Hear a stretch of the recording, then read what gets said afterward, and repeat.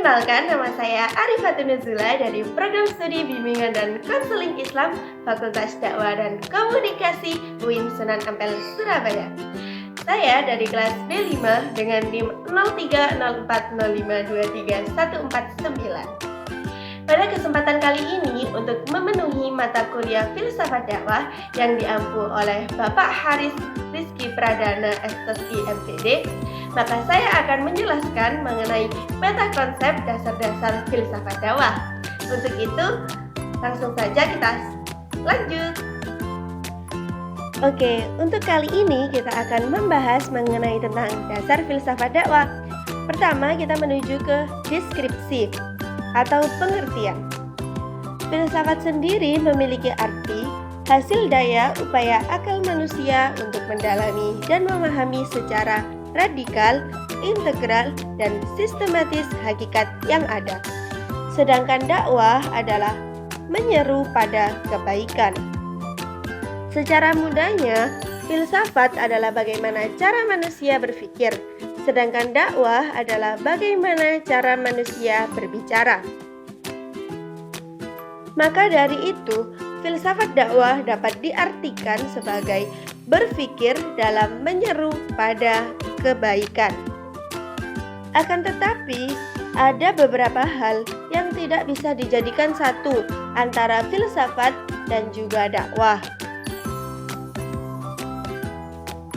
Selanjutnya kita beralih pada hubungan antara filsafat dakwah dan program studi bimbingan dan konseling Islam.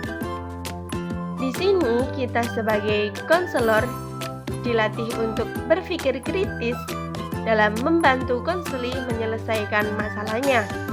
Konselor juga meluruskan pemikiran konseli menuju arah kebaikan.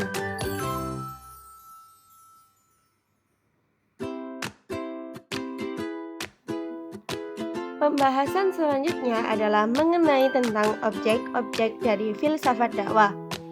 Objek filsafat dakwah sendiri ada 3. Yang pertama adalah ontologi. Ontologi berasal dari bahasa Yunani yang terdiri dari kata yaitu ontos yang berarti ada dan juga logos yang berarti ilmu. Jadi ontologi adalah ilmu yang mempelajari keberadaan hakikat segala sesuatu. Lebih mudahnya, ontologi adalah pertanyaan mengenai apa. Aspek ontologi dalam ilmu dakwah berkaitan dengan apa yang menjadi objek kajian pada ilmu tersebut. Objek kajian ilmu dakwah terbagi menjadi 2, yaitu objek material dan objek formal.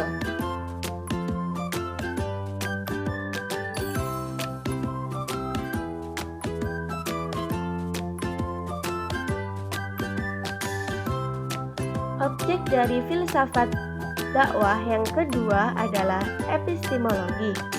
Epistemologi juga berasal dari bahasa Yunani yang terdiri dari kata episteme dan juga logos. Episteme yang berarti pengetahuan dan logos yang berarti ilmu. Jadi, epistemologi adalah ilmu yang mempelajari tentang pengetahuan. Epistemologi meliputi sumber, sarana, dan tata cara menggunakan sarana untuk mencapai pengetahuan atau ilmiah. Dalam tradisi keilmuan Islam, setidaknya ada 3 bentuk epistemologi yang berkembang, yakni epistemologi bayani, epistemologi irfani, dan epistemologi burhani. Secara sederhana, epistemologi adalah pertanyaan bagaimana.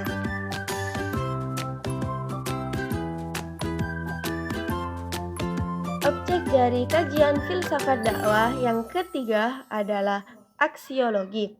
Aksiologi sendiri berasal dari bahasa Yunani dari kata aksio yang berarti nilai dan juga logos yang berarti ilmu. Jadi aksiologi adalah ilmu yang berbicara tentang nilai atau kegunaan. Secara sederhana, aksiologi adalah pertanyaan mengapa. Aksiologi berarti teori tentang nilai. Dalam kaitannya dengan ilmu dakwah secara etimologis berarti panggilan ajakan untuk memahami kebenaran Islam. Maka kebenaran mendasar merupakan landasan aksiologis bagi pengembangan dakwah. Setelah membahas 3 objek dari filsafat dakwah, selanjutnya kita beralih pada dasar pemikiran munculnya filsafat dakwah. Salah satu hal yang menjadi akar munculnya filsafat dakwah adalah Al-Quran, karena Al-Quran mengajak manusia untuk berdialog. Banyak sekali ayat-ayat Al-Quran yang tidak bisa langsung kita artikan, tapi harus kita tafsiri terlebih dahulu. Secara umum, mempelajari filsafat dakwah bertujuan untuk membekali para dai atau mahasiswa untuk berpikir kritis, analisis, dan sistematis dalam mengembangkan dakwah. Demikian tadi pemaparan saya mengenai tentang konsep dasar ilmu dakwah. Semoga apa yang saya sampaikan dapat bermanfaat. Saya Arifatun Nuzula, pamit undur diri. Wassalamualaikum warahmatullahi wabarakatuh.